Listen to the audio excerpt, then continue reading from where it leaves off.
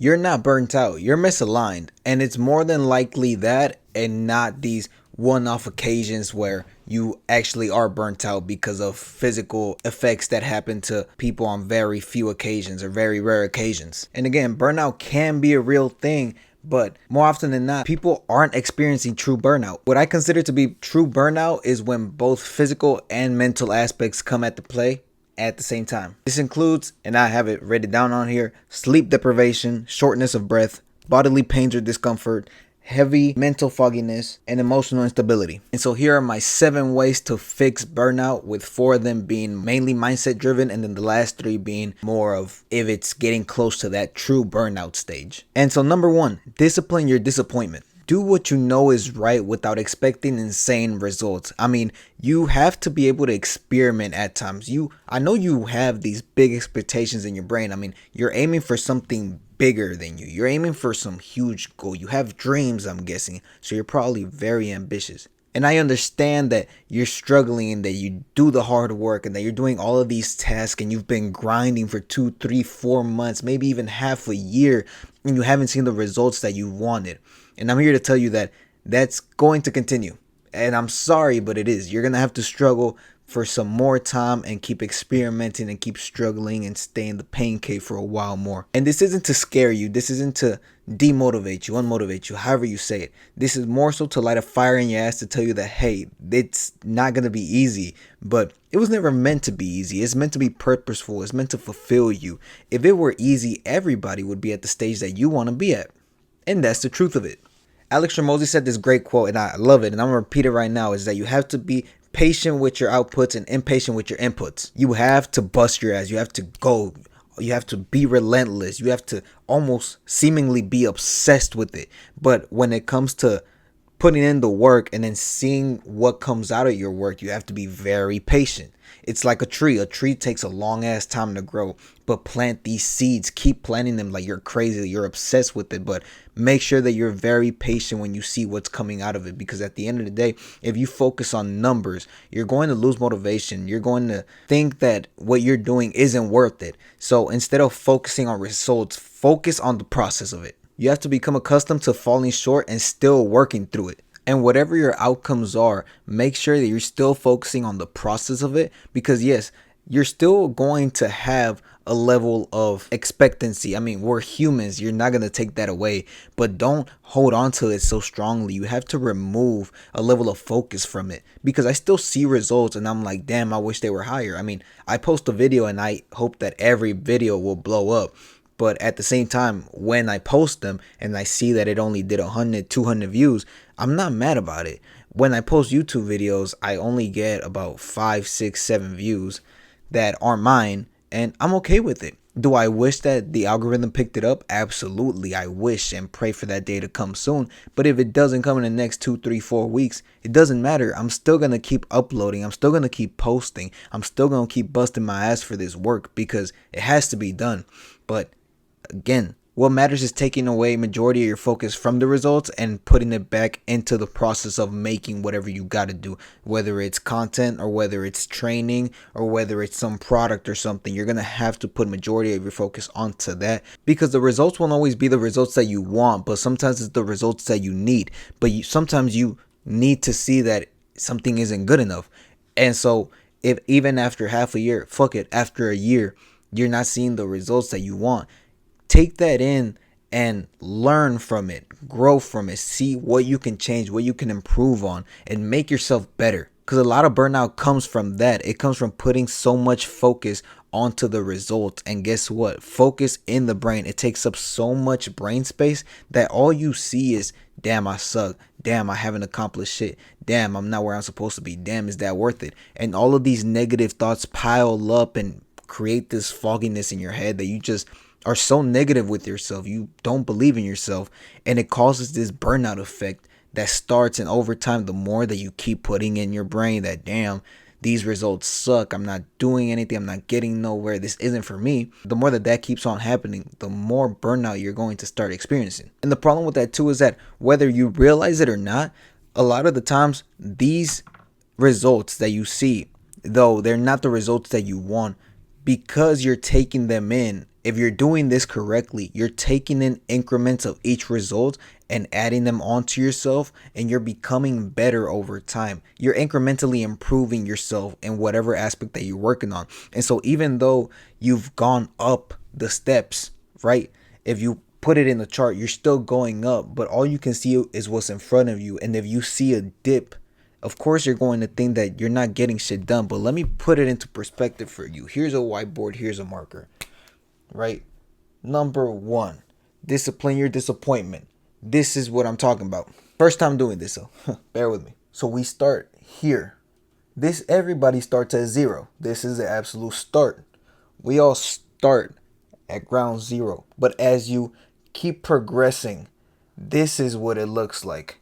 And so you might have these moments where the dip, right? We're all going to have our ups and downs, and sometimes the dip might be larger than others, but at the end of the day, you're becoming better, so much better each and every single time, and a lot better than who you were at the very beginning. And when you look at it from a long enough basis, after you've kept going and you remain disciplined, at the end of it, this is what it looks like. So discipline your disappointment so that even though you fall short several times throughout your journey, at the end of the day, what mattered is that you kept going until inevitably you reached the success, the peak point that you wanted to achieve. And so that's number one. But this leads to number two, which is you have to look at the bigger picture. And so what did I just say right now? You have to look at the bigger picture, because in the moment, again, you're going to only see, and let me put number two because they go together. In the moment, you only see what's in front of you, right? Here you are, a little nice stick figure. This is you. All you see is what's in front of you. And I guess I could erase this. And what do you see?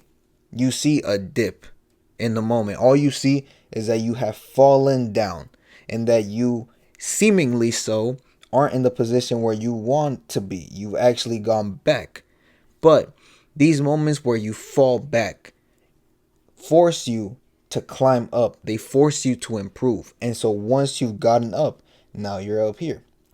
And so on and so forth. But by the time you get from here to there, let's say from point A to point B of the journey, and by the end of the journey you would be point Z. And so from point A to point B, so much has happened that you kind of forgot that you went through this and that you've improved from where you were in the first place. You're only experiencing the present moment and what's about to happen to you. And if you see that you're about to fall, you're not worried about, oh, I fell once before, because it's only happened once. Now, if you keep it up and you keep experiencing these falling moments, eventually you're going to reach a point where you tell yourself, I've been through this. Yes, it sucks, but yes, I can overcome it.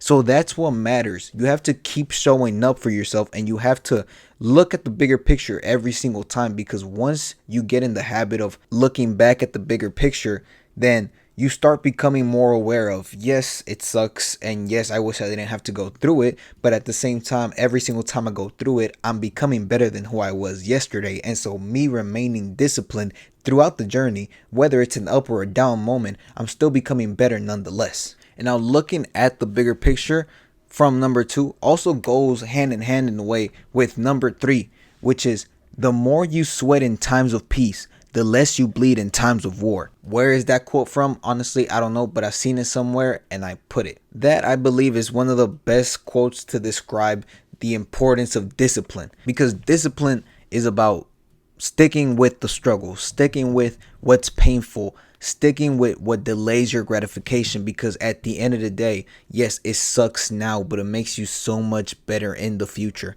It creates a better version of you by the end of today, by the end of tomorrow, by the end of next month, and by the end of next year. You are a better person than who you were before you kept up with the discipline. Every single time that you stick with the habit, you stick with the right decisions, and you remain disciplined in doing what you know is right, you create a version of yourself that can withstand really anything. I mean, at the start of it, yes, you're going to feel burnt out at times. It happens. That happened with me. That happened with my older YouTube channels, my older TikTok, my order, whatever, right? There was several things that I tried that I would inevitably burn out, but it took me going through it to learn to withstand it, because now I'm at the point where I do a lot of things that suck. I mean, training for a 200 miler is no easy task. Before that, I had to go really deep into a deficit stage or a cut, whatever you want to call it, and that wasn't any fun either. I've had moments where I've had to tell my friends no to hanging out or something because I have to create content or something that I'm working on. There's been moments where I have to say no to something else because I have to stick with my habits. And let's not even talk about the times where I want to partake in the hobby that I really love, but I can't do so because I know what really matters at the end, and I'm not in the position where I can just choose the decision that isn't discipline. Like I'm a big Persona fan. I love the Persona games, and I'm in the middle of Persona 4 Golden. However, because I started getting deep into Project 200 and Project 200 prep, I haven't played it in about, I want to say, like a month and a half. And a month and a half ago when I did play, it was only because that day I was done with everything that I had going on at that time. And so when I finished all the content, all the writing and all of that stuff, I was on the treadmill and I was walking. I was like, you know what? Instead of watching something, I'm going to play the game. And so I played it while walking on the treadmill. So I still had a level of productivity there, but that was the last time I played.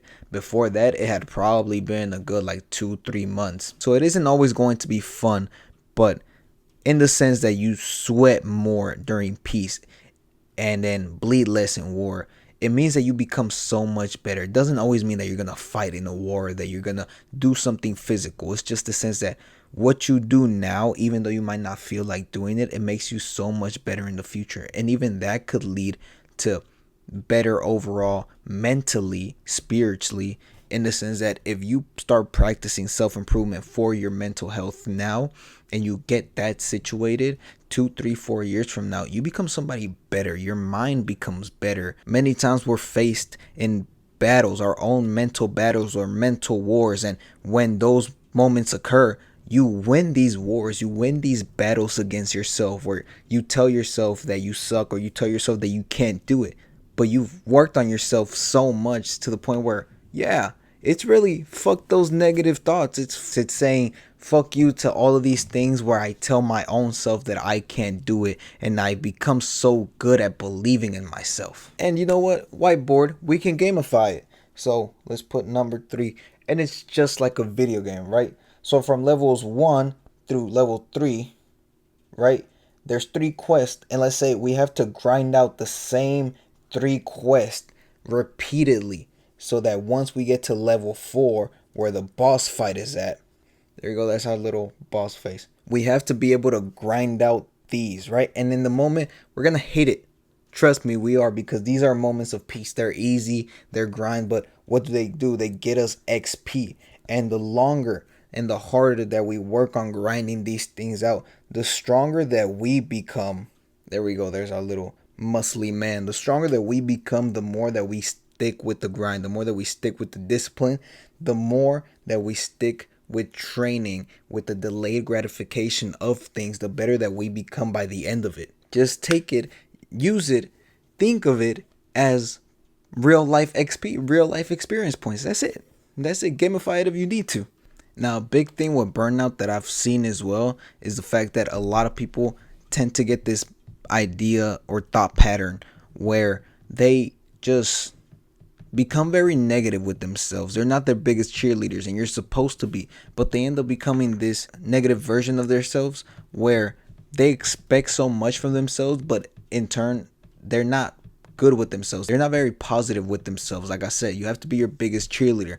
And if you're going to have these high standards for yourself, yes, it's good to tell yourself that you need to do more, that you need to do better, but at the same time, do it to a level where you're not hurting yourself, because you still have to be proud of the person that you've become at the end of the day. You've worked so hard and you've done so much and you've achieved so much. You've gotten so far from the little young version of yourself who you were out of however many years ago. I mean, even in my case, I've accomplished so much and I've achieved so much. And yes, I'm not at the point where I want to be at. I mean, I'm far from it, but I'm very proud of who I've become And that's not to be boastful, that's not to be arrogant, that's not to be egotistical. It's just a matter of making sure that I'm my own cheerleader. And if I have to be my own best friend at times, that I'm that person, because I already have enough negativity with a lot of the people that I've experienced with or that I've dealt with. So why would I just want to add on to it? Be proud of who you've become and view it as this way. It's very simple, right? We all in life have a mountain that we're climbing because we're all in this journey. Whether it's the same sort of mountain or not is besides the point, because at the end of the day, we all started here at the very bottom. Not even at the bottom of the mountain. We started somewhere else, right? We didn't even know that there was this mountaintop that we could climb. And so as time progresses, you progress through the mountain. But sometimes when shit gets tough, we end up forgetting how far we've made it. Sure, we're nowhere near where we want to be at. I mean, we still have a long way to go. But at the end of the day, not only did we start climbing the mountain, we made it halfway. That's what matters. So many people don't even start the climb. So many people stay right here. And the average folk only thinks about going, but never even takes the action and makes the decision to start making the climb. And you've made it halfway. That's more than enough for you to be proud of, but you should still keep reminding yourself that you've made it so far. And yes, it's okay. I'm not telling you that you should be satisfied. Don't become complacent. You still have a long way to go. And then after this mountain, there's another mountain here at the back. But at the end of the day, you still should be proud of who you've become thus far. Now, with all those being said, yes, how I said earlier, there is such a thing as actual genuine burnout, and I've experienced it myself. So I know that when people say that, oh, it's not just a mental thing, I get it. I understand. I've been in your position. If you don't believe me, I'll give you a quick story time. At one point, whenever I was still working in fast food, which I probably will be, but right now I'm not working. I'm extremely focused and dialed in on Project 200.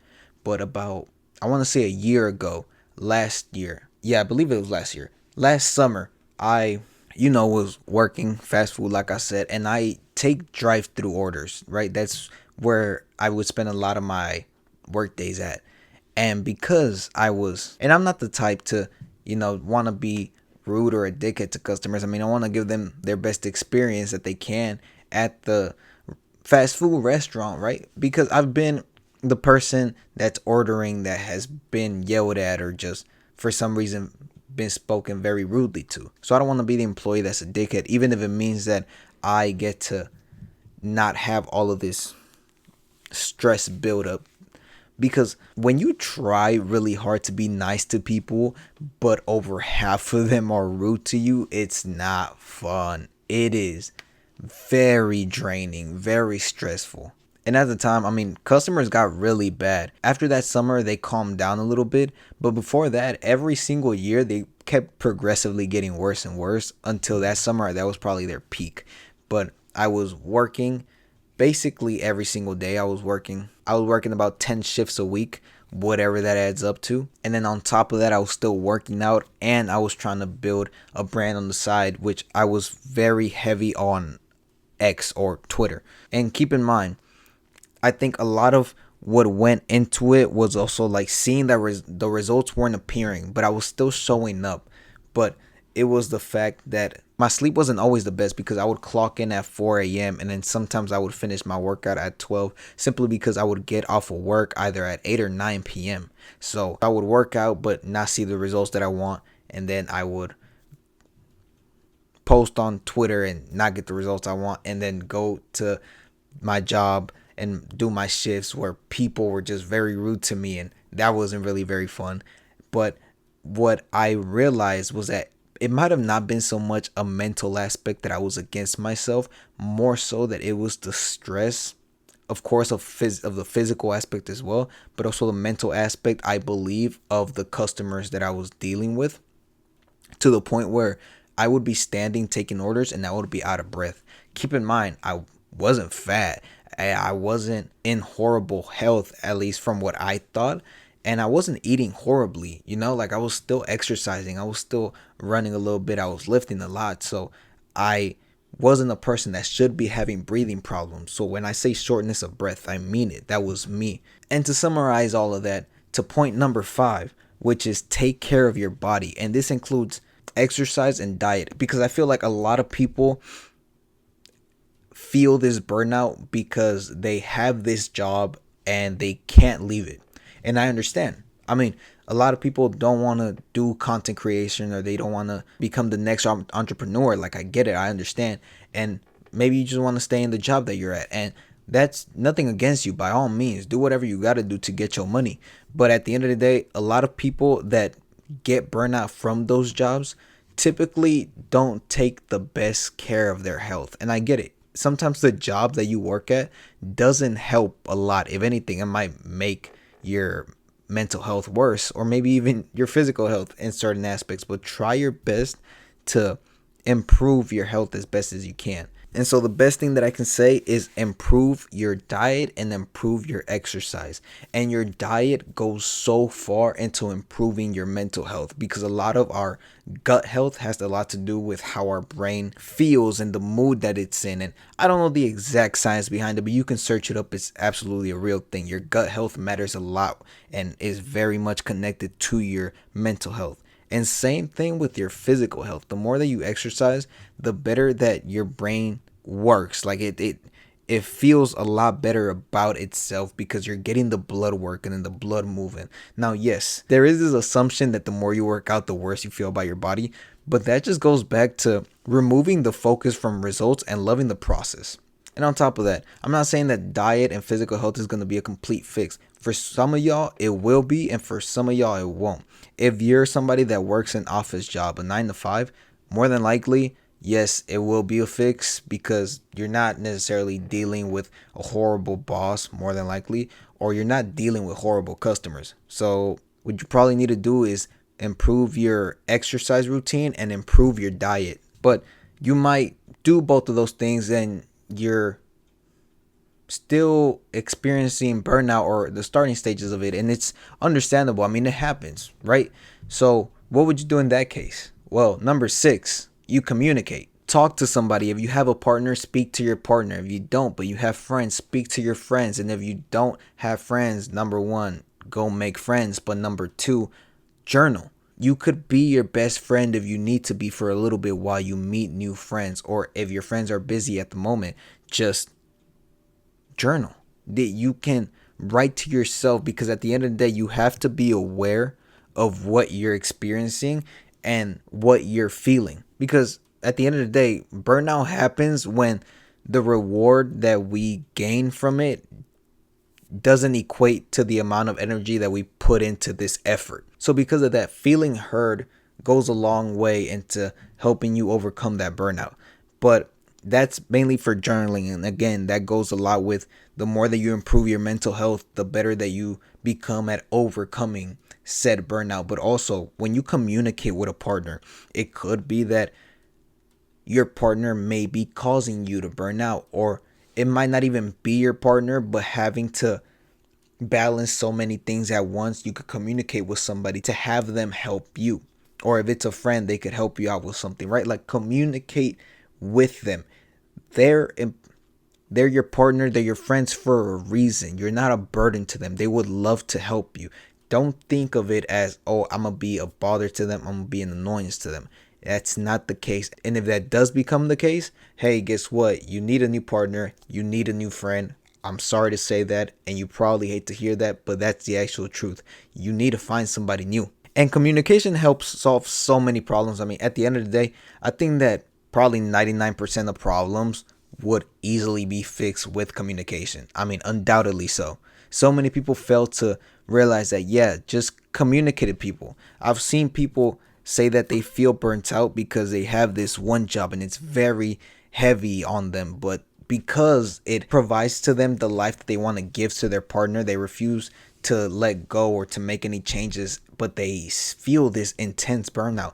And in my head, I'm just like, why don't you just communicate with your partner, either A, that you're going to switch jobs, or B, you're going to stay at the job, but if they could do things to help you out, whether that's a little extra fun time, a little extra fun private time, or whether that's them doing stuff around the house that helps you, whether it's them cooking an extra meal or something, or maybe even cheering you on, whatever the case, you come to that agreement with your partner or your friend so that it helps you fight against the burnout that you're experiencing. And with that, that goes with number 7 as well, which is do things for yourself. You won't be selfish if you do things for yourself, especially when you're experiencing burnout. And if somebody says that, fuck them. I'm here to tell you fuck them, because it's your life at the end of the day. What would they know? Because they're not living the life that you are, and they're not experiencing the burnout that you are. So they wouldn't know. Let them talk, let them say whatever they have to say, but you go do things for yourself. What I said about communicating with the partner, it could mean that, hey, maybe when you come home, your partner expects you to fix something from the roof or fix a leak or whatever after you just got done with a 12-hour shift. Hey, you might have to communicate with your partner that you need some downtime for yourself, or you need to play the video game, or you want some head or something. Like, let them know what your needs are so that you can reduce this burnout. Because yes, sometimes these jobs can get very stressful. I've been there, done that.